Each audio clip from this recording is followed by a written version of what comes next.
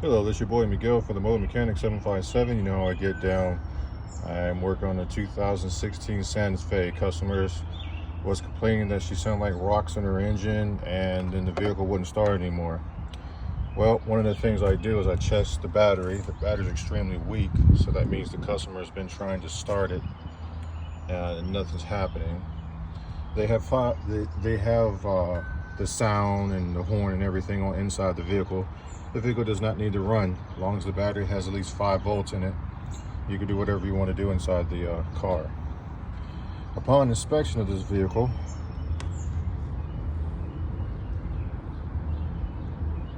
there's no oil in it. These GDI engines, EcoBoost engines, Ecotech, whatever you want to call them, Earth Dreams, all of those different kind of engines, do not tolerate in any shape from way if you not changing the oil or not having oil in the vehicle. These timing belts and almost everything inside the engine is running off the oil. This vehicle doesn't have any oil in it whatsoever. This engine needs to be replaced.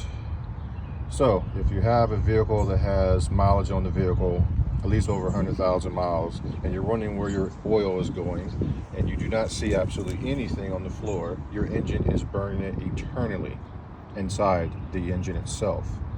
So just imagine if you're boiling water, you let it sit on the stove long enough, it'll just keep smoking until there's nothing left.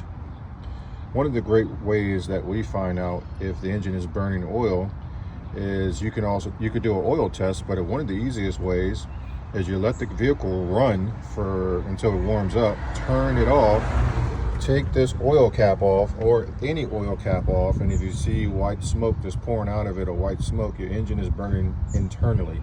Doesn't mean you got a bad engine, it's just burning. The piston rings are just having a great time burning your oil because they're weak. So this is just a mechanic tip. Please don't let this happen to you. If you know that your car is leaking oil, which I was told, keep the oil checked.